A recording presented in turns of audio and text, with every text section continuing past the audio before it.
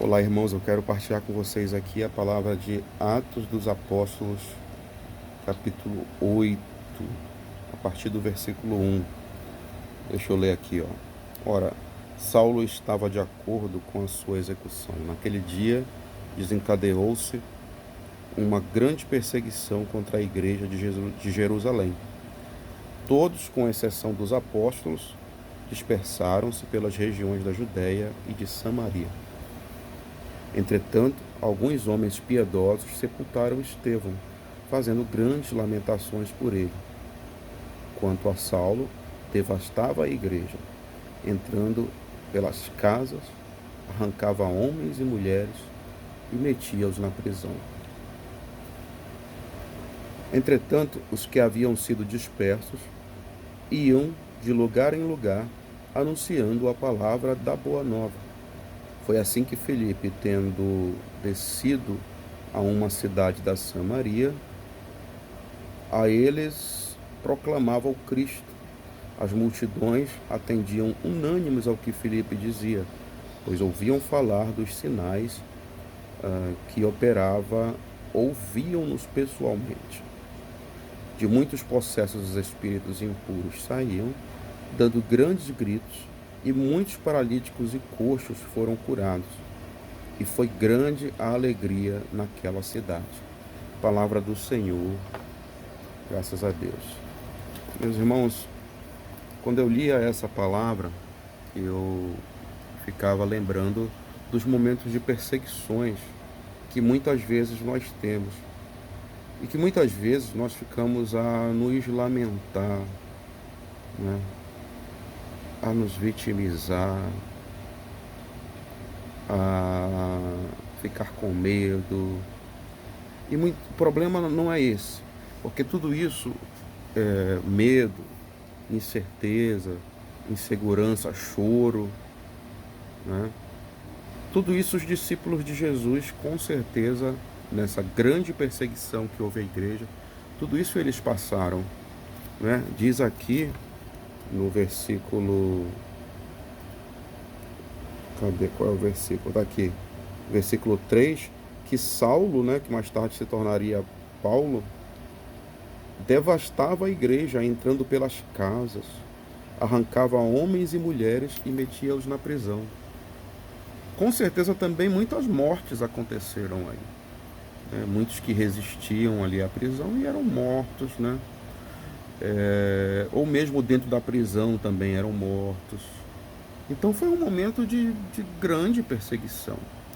Mas a gente percebe que nesse momento de grande perseguição, o que foi que aconteceu? Muitos não tiveram alternativas a não ser fugir. Eles fugiram, foram para as cidades vizinhas, né? No caso de Filipe aqui foi para Samaria. Só que ao ir para as cidades vizinhas, né, eles estavam tão cheios do Espírito Santo, tão impregnados de Cristo, que eles não sabiam fazer outra coisa a não ser anunciar aquilo que eles tinham. Anunciar aquelas pessoas que não conheciam Jesus.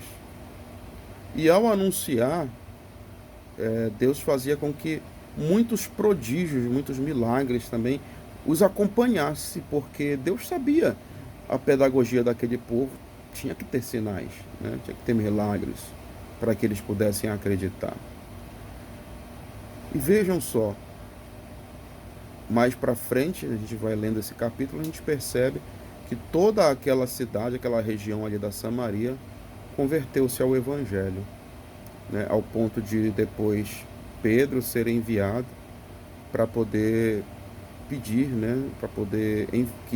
Para que o Espírito Santo descesse sobre eles e eles verdadeiramente fossem batizados na água e no Espírito Santo. Meus irmãos, isso me fez refletir nos momentos em que a gente sofre as nossas perseguições do dia a dia. Muitas vezes nós oramos somente para que elas passem, para que elas cessem. E se nós simplesmente reagíssemos a ela, nós veríamos o milagre de Deus, nós veríamos o propósito de Deus para aquela tribulação. Porque se nós estamos em Deus, se nossa vida pertence a Deus, até mesmo os momentos de tribulação, nós sabemos que Ele vai estar no comando, que Ele vai estar no controle. E se esses momentos de tribulação estão acontecendo, é por permissão divina. Nós precisamos clamar ao Senhor o dom do martírio. O que seria o dom do martírio? O dom de estar dispostos a ir até o martírio, se preciso for, na perseguição. Quando for preciso fugir, fujamos. Quando for preciso enfrentar, enfrentemos. Porque em todas as situações nós vamos estar contando com o Senhor. Mas muitas vezes o que é que nós fazemos? Nós acabamos nos lamentando, nos vitimizando, ficamos ali curtindo, digamos assim, não é? Aquele momento de tribulação, curtindo o sofrimento, se achando injustiçados. E por que que Deus fez isso? Por que que Deus não nos livra disso? E vamos a adorações, e vamos fazendo orações para que aquele momento passe, para que acabe. Que tal agora nós perguntarmos ao Senhor: Senhor, qual é a direção que Tu queres que eu tome nesse momento de tribulação? Para onde eu devo ir? Para onde o Teu reino, Senhor, precisa expandir com o meu auxílio?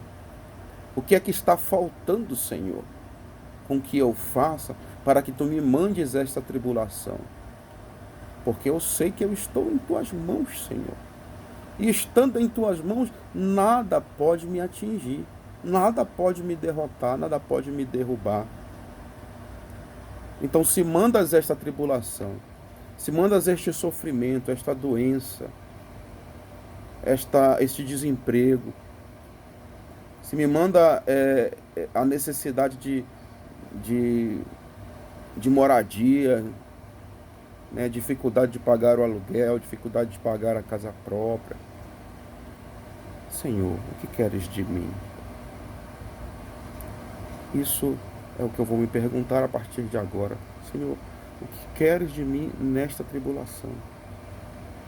E nós precisamos estar preparados para ouvir do Senhor: eu quero o martírio. Eu quero que você vá até o martírio, meu filho.